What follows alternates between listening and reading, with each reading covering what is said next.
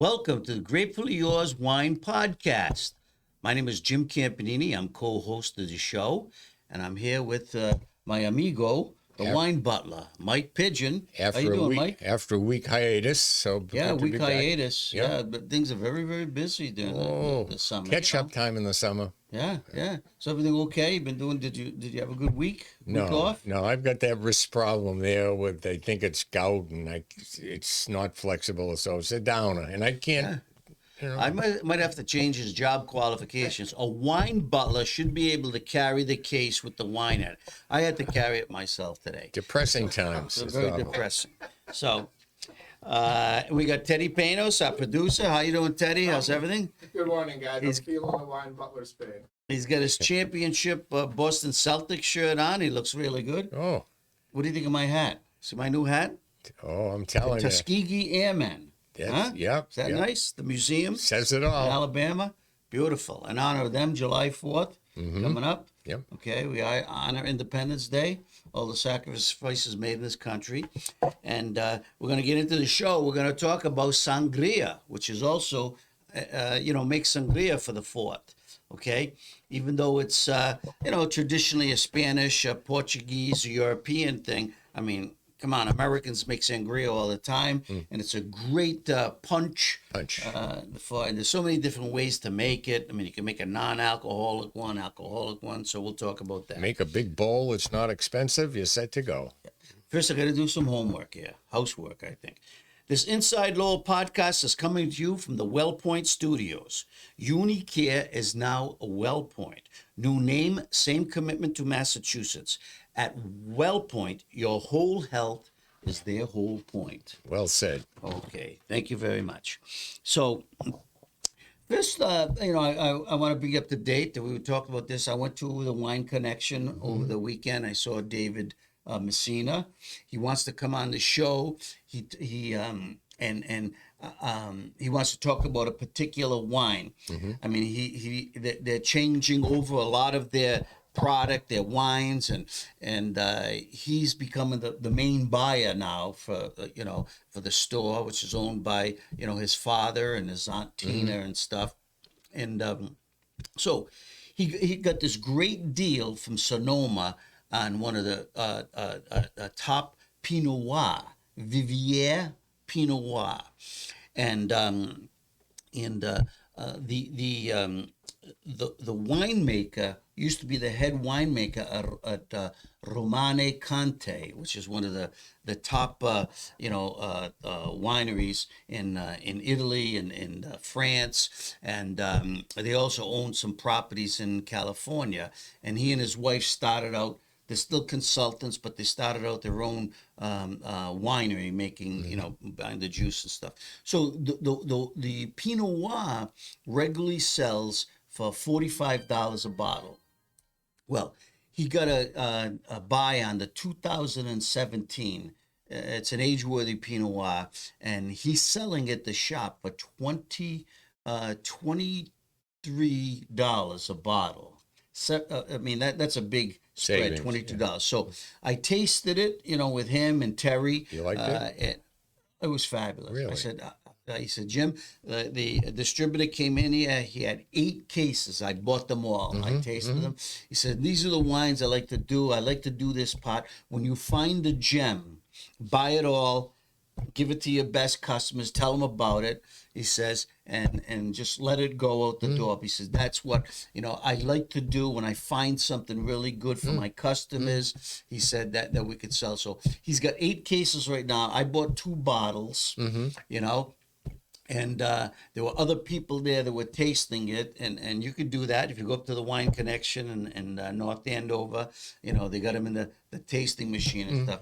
But it's a very rare bottle, and we're going to bring David on the show in the next week or two. He's going to talk about that and also about some other changes in the store, in the retail industry, and what factors that are driving some of these things, But he's trying to hold prices down, and inflation has affected everybody. Everybody, yeah. That's timely, too. A Pinot Noir or a lighter red at this time, not into the heavy reds with summer, so it's good time to buy it, yeah.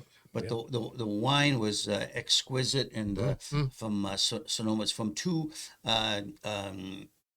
different wineries. I mean vineyards, two different vineyards. So it was really good. good. You know, so Good we'll find. taste that hopefully next week. Okay.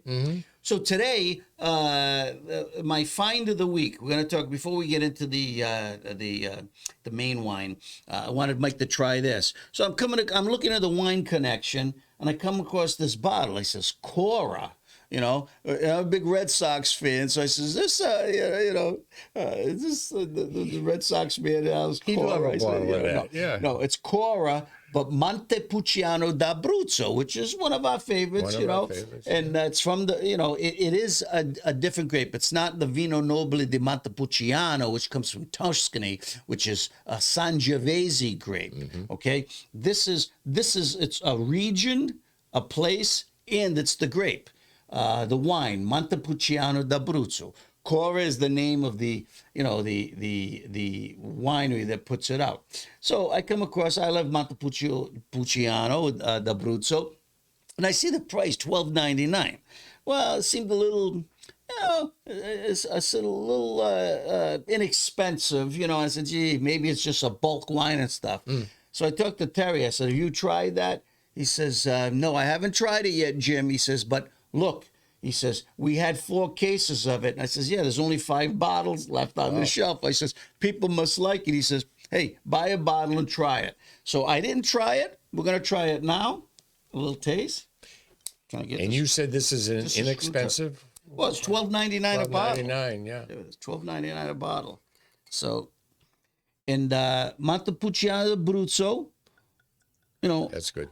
low tannins, moderate acidity, but very fruity. That's how it should be. It's a great drinking wine. And of course, they have high-end Montepulcianos. I usually buy them in the $15 to $20 range. But I said, hey, this might be a buy, What year is this? This is 22. It's fresh. It's new. So look at the nice color. Very nice berries. Yep. It's got a nice. You can see through it, but it's got a nice ruby highlights in it and purple. Let's see. Nice, nice berries. Yeah. Nice berries. cherry and berries and it looks like cherry too.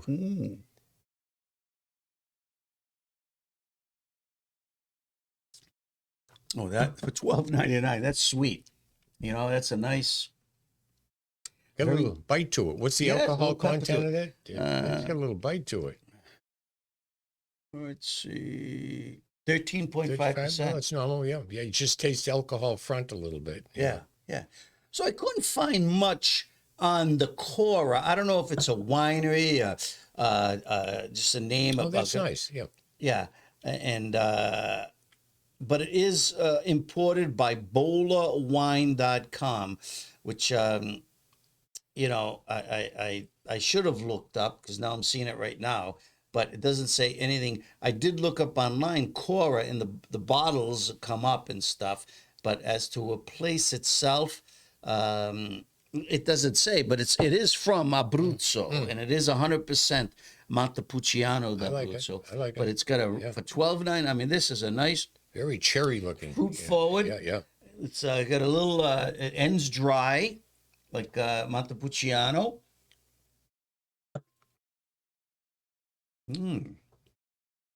Very flavorful. Only $12.99? $12.99. This is your pizza, your pizza wine, your burgers, light grilled meat pasta dishes. Good drinking wine. Yep. But Jesus, I really, it tastes pretty good for $12.99. Look at the legs on it. Too. It's a 2022. Like I said, fresh. So the Wine Connection, they only had a few bottles left. And that's why you go out on these excursions, explorations. You run into that little gym. I said, hey, Alex Cora's got his wine, which was a joke, of course. But I says, hey, let me try it anyway, Yeah, drink it during a Red Sox game with some nachos and stuff. Yeah. So So anyway, that's our find of the week. Yeah. Okay. Yeah. And hopefully the Wine Connection is going to bring in more. But if you see it at other stores, it's Cora, Cora Montepulciano d'Abruzzo, and it's selling for $12.99. I don't know if it's at the New Hampshire liquor store. I didn't look at it. So Good with hot dogs the 4th of July. Yeah, it's a good. Watch the Red Sox and drink that. Cora. The wine goddess would like that with its nice fruity taste and stuff, you know. So we're gonna get rid of that. Now, I had a friend on the golf course. You did? couple After of weeks playing, ago. he was still your friend? He's still my friend, yeah. But Just a little. he asked me, "Hey Jim, what's a good wine?" He said, "I like sangria. My wife likes sangria. What's a good wine to use with sangria?" Mike, what do you think is a good wine for sangria? Oh, geez. You could mix just about anything in there, couldn't you? You could. Put a Grenache in there or something, or more variety. Or there's a lot of grapes I can't pronounce. Yeah, you want a low alcohol, moderate acidic, moderate to low acidity, but you want a fruity one because sangria is supposed to be light, breezy, a lot of taste and good color. Okay, so that's why the Spanish and Portugal, the traditionally sangria came from Spain and Portugal, and their native grapes. You just mentioned Garnacha in Spain is Grenache, French. Put some of that Zinfandel from the Big River Winery in there. Yeah, well, and the Rioja is very good. So Rioja, the region in Spain, is the region. Rioja is Tempranillo, the wine. Rioja is made from Tempranillo, the grape. That's a top grape. But Grenache, Tempranillo are preferred grapes for making sangria in Portugal and Spain. But also another good, a good American wine, Pinot Noir. But you want a fruity Pinot Noir. You don't want the high acidic ones, And they don't have to be expensive bottles, but you want something that's got a little zest to it, And even Merlot. Merlot isn't a bad pick. You do not want Cabernet. High alcohol, Too sharp. Yeah, too sharp, but usually those European grapes, like I said, Tempranillo, and even Malbec. Malbec is a good one.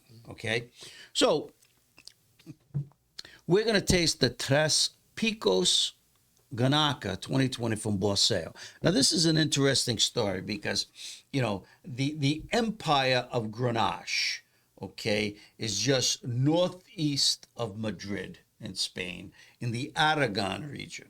Now, we might know what Aragon is because you see the movies on TV. Aragon was when there was schism in the Catholic Church. The Pope was at Aragon before he went to Rome, and the Pope was on the run. Did you know that? Yeah.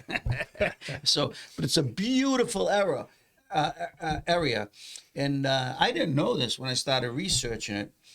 Did you know that Garnacha is the most widely planted red grape in the world? Really? Yeah, I thought Merlot and Cabernet was, but no. You think of it: Spain, Portugal, throughout Europe. So it's adapted itself to a lot of different countries. Yeah. Yes. Well, Yeah, Grenache is a great grape. In the Rhone, southern Rhone, they grow a lot of it there for this shit. Exactly. That's where some of the best Grenache is grown, and it goes into your favorite wine, Châteauneuf-du-Pape. Oh, Châteauneuf-du-Pape. Yeah. So it's a very nice grape, and even now in Washington State and Oregon, they're growing Grenache, and they're turning out real good wines. Some places in California too have turned to the grape and have produced some good. It must taste altogether different, even though it's the same grape in all these countries, because the soil is different. Yeah. So it must have a different identity in every country. Grenache does really well in chalky limestone soils That's you got know? the same color as the first one, the Cora, the cherry. Montepulciano, yeah, this is a little, Look at cherry. looks a little, yeah, this is, what year is this now? This is 2020, okay.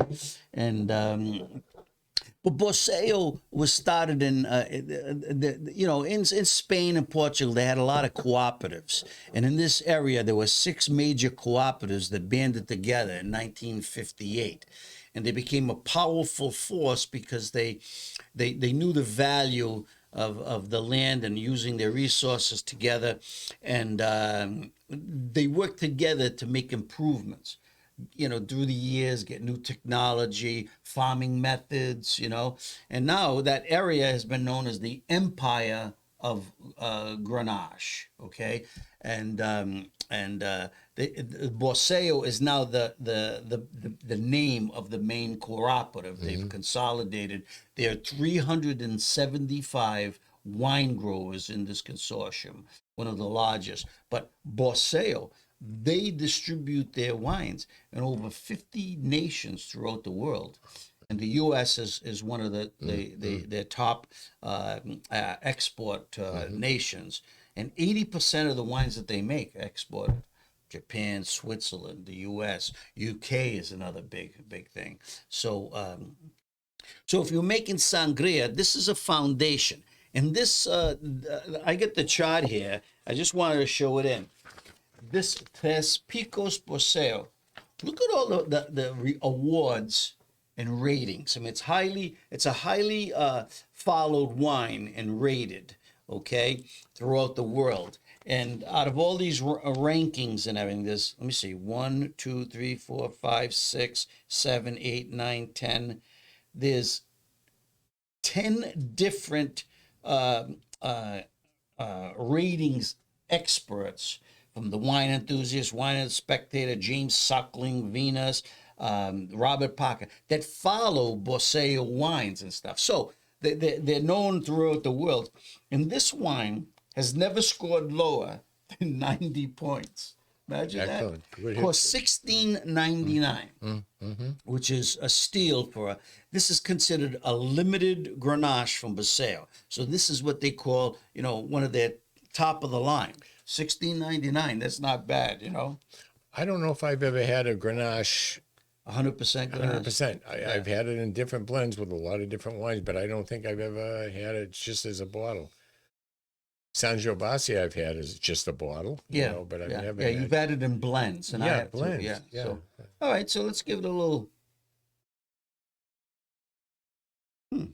Nose is a little milder than the last one, Yeah, it is.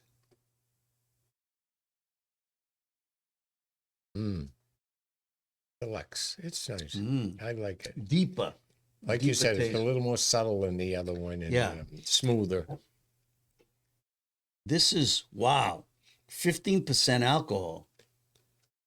Wow. It didn't feel like it, though, on the tongue. It didn't feel like it's... Well, it's got some balance to it.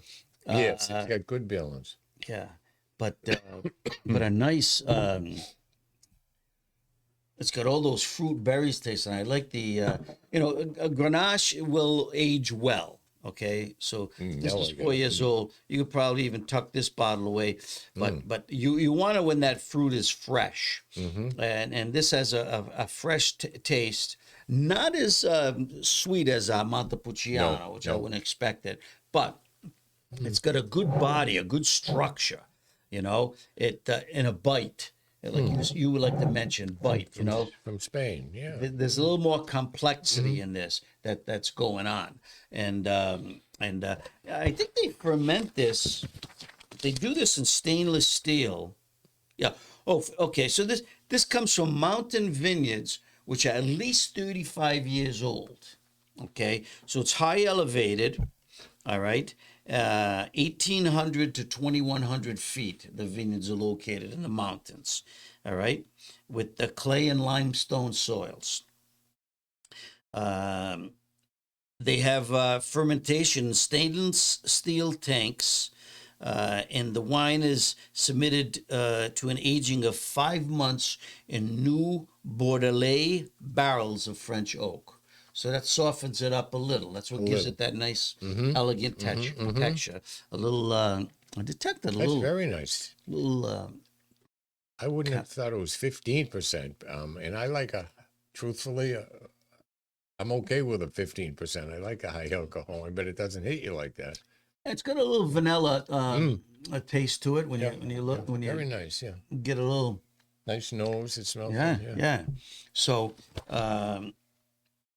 in the tasting notes from the winemaker, very intense cherry red color. Yep, yeah, which you it is. mentioned, Yep, yeah. with tones of purple. Presents in the nose a great concentration of aromas of ripe red fruit with floral nuances. Floral nuances. Yeah, it was a little milder than the other one, but it's there. It's got some fragrance to it. In the mouth, it is well-structured, rich wine that evokes tastes of blackberry, plum, and tones of leather and vanilla with a soft and silky tannin. Well, it is soft and silky. So, when you make your sangria, this would definitely be a good choice. Okay, like I said, a Tempranillo or Rioja, would be fine. But did you ever make sangria before? I've drank it, but I never made it. It was never an interest to me. They put all the fruit in it too after. Yes. It's a nice outdoor. You get around a table, a picnic table or something, dip in with a scoop, but Well, if you go online, there was a lot of different recipes for how to make sangria. But the traditional way that you make it in Spain and Portugal, you chill the fruit, you chill the wine, right? You want it cold. And, lemons, oranges, limes, everything. and an apple. You got to put an apple in there. The different tastes. But you can also use some berries and stuff. But most of the recipes I saw, they use those for garnish. Garnish purposes. And the key to a good sangria is letting it sit overnight. I mean, there were some recipes of people were coming over. Yeah, you could make it in 2 hours, put it in the refrigerator. But you know what? You want those flavors, those tastes, all to meld together. Come overnight with the wine. They mix with the wine and stuff. So when I've made it, I've let it sit for 2 days. Really? Oh, yeah. You got room in the fridge for that? You put in a nice, one bottle of wine, you put a nice thing, chill it nice. Don't put any ice in it. Even when you serve it in a punch bowl. Don't. But now, I've never put rum or brandy in it. Although some, a lot of people do. They like to juice it up, make it a little more alcoholic. You got to be careful, especially if you have parties. You don't want it to be too alcoholic, especially if you've got a wine that's 15% alcohol. But it does add flavor and a little high octane to the and if anybody complains, you can always blame it on the apple. Say, I didn't use Cortland's this year. I put a Macintosh in there, so you can blame it on the apple. And the other key point is a simple syrup, simple sweet syrup. I don't like putting sugar in it because sometimes it doesn't dissolve enough. It gets into the bottom and stuff. But you make a little simple syrup or buy it because you can flavor it to taste. If you want it to be have a little a sweetness to it, but not overly. You don't want to make it over sweet. No, sangria's got a nice smooth, mellow taste to it and stuff. But that's what the fun about is mixing it and getting it together. And then all you got to do is take it out. Put a garnish on it. You could put a lemon peel on it or orange. I usually use orange. Some people put, cherry or berries on a stick, and put it at the top. But it is a fantastic, refreshing drink, especially for summer parties, patio parties, the 4th of July, it's a nice time to have sangria and stuff. So, and you can even make it with white wines. So, white Zinfandel is a popular thing. But I also saw some recipes with Pinot Grigio, which I found kind of A little bitter. Yeah, a little, yeah. That's not your spicy. No. So certainly a Verdeo would be good. The white wines from Portugal, or even Spain, those would be good candidates. So, but yeah, try it. It's fun. Be curious, mix and match. But that wine on its own is very, very good. But I'm going to use this as my base, my foundation for some sangria for the 4th. Yeah, You're going to have to come over. I'd love to. Try it. It'd be great. Put a big bowl out. If people happen to be in the neighborhood painting a house or something, they could come over and scoop. Yeah, my house is being painted, and they asked if they can work on the 4th of July because they want to take Friday off. Yeah. So he said, if the weather holds out, can we finish it? And I said, yeah, Sure. that's fine with me. So, but maybe they'll drink it when they're done. They'll have some sangria and Maybe stuff. half done. Your house will look great after. So there are a lot of good Grenaches out there. Tres Picos is a good candidate. Like I said, $16.99. It's considered a premium bottling. Okay, from the top region in Spain. Okay, and well made, well structured. I think it'd serve you very well, like I said, and have fun with it. So, and then if you see the Cora Montepulciano d'Abruzzo, pick up a bottle and try that. That's $12.99. that could be my That's number a one win-win. pizza wine. Yep. And I didn't taste it up there because I would have bought 3 or 4 bottles of it. Yeah, but then if that you didn't price. like it, you're stuck with 2 others. So you did the right thing. Get Yeah, 1 bottle, taste and and then stuff. it's worth the trip back. Yeah. So that's good. So anything else to add until our next show? No, that was good. Maybe in the future we can do a little show on wine for old guys like me, Pinot Noir. So we'll Why? see. Why? You can drink this wine until, oh my God. You just turned 80. You're young. 80's the new 70. Yeah. But yeah. So line. Yeah, I know it.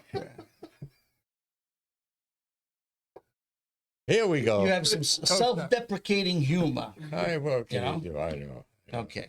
So I want everybody to have a good 4th, don't you? Sure. But a Everybody's- safe 4th. Be safe. Drink responsibly. If you're going to drink, stay off the road. Stay home. The 4th is a great time to be with family and friends.